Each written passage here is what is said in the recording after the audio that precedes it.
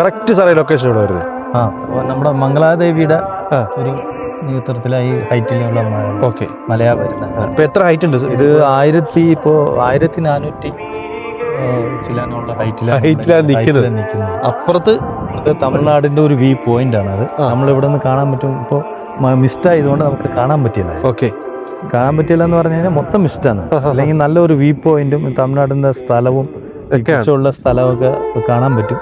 പിന്നെ ഇവിടെ മംഗളാദേവി നിന്ന് വഴിയൊക്കെ ഉണ്ട്. ഇതാഴൊക്കെ ഈ തമിഴ്നാട്ട് വഴിയൊക്കെ പണ്ട് കയറിയ ആൾക്കാർ ഇറങ്ങി പോകുന്നത് ഉത്സവത്തിന് വരുന്നത് അങ്ങനെയൊക്കെ ഉള്ള വഴികൾ എന്ന് പറഞ്ഞാലേ ഒരുപാട് ഈ ടൂറിസ്റ്റുകൾ ആൾക്കാർ എത്തിപ്പെടാത്ത സ്ഥലം ഇതൊക്കെ. ഒരിക്കലും എത്തിപ്പെടത്തില്ല. അത്രത്തോളം വൈബാണ്. അങ്ങനെ പെർമിഷൻ ഇല്ലാതെ വരാനും പറ്റില്ല. ഇവിടെ നമ്മൾ ഫോറസ്റ്റുകാരുടെ പെർമിഷൻ ഇല്ലാതെ വണ്ടിയോ വേറെ ഒന്നും വരാനും പറ്റില്ല. നമ്മുടെ ഓൺ വണ്ടിക്കകത്ത് വരാൻ പറ്റത്തില്ല. ഫോറസ്റ്റിന്റെ വണ്ടി മാത്രമേ വരാൻ പറ്റുള്ളൂ. എന്ന് പറഞ്ഞാൽ ഇത് ഉച്ചക്കാണ്. ഇപ്പൊ മൂക്കൊക്കെ അടയ്ക്കുന്നത് നട്ടുച്ചയ്ക്കാണ് നിൽക്കുന്നത്. മൊത്തം മഞ്ഞ് നമ്മൾ അടുത്തിരിക്കുന്നവരെ കാണാൻ പറ്റില്ല. അത്രത്തോളം മഞ്ഞിൽ പൊതഞ്ഞു നിൽക്കുകയാണ്. അത് മാത്രമല്ല വരുന്ന വഴിക്ക് മൊത്തം കാട്ടുപോത്ത് മൃഗങ്ങളുടെ സാന്നിധ്യമുണ്ട്. നടന്നൊന്നും വരാൻ പറ്റത്തില്ല.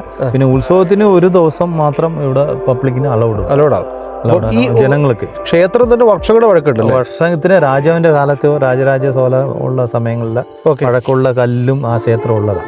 ഇതിന്റെ മേളില് അത്ഭുതകരമായ ഒരു ക്ഷേത്രം എന്ന് പറഞ്ഞാൽ സമുദ്രനിരപ്പിൽ 2000 അടി മുകളിൽ അത്ഭുതകരമായ ഒരു ക്ഷേത്രം.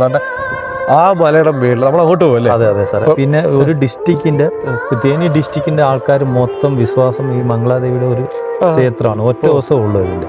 രാവിലെ 5 മണിയാകുമ്പോൾ ഇതിന്റെ അന്നത്തെ തൊഴുകാൻ തുടങ്ങിയ വൈകിട്ട് 5 മണി വരെ ഉള്ളു. ഇവിടുത്തെ ഫോറസ്റ്റുകാരൻ്റെ അനുമതി, തമിഴ്നാടായിട്ടുള്ള ബന്ധം എല്ലാം ഉണ്ട്. അപ്പൊ അത്ര ജനങ്ങൾ കഴിഞ്ഞ ഒരു 30,000 പേരുമാണ് ഈ തൊഴുകാൻ വന്ന് കയറി ഇറങ്ങിപ്പോയത്. ശരി, കഴിഞ്ഞ വർഷം.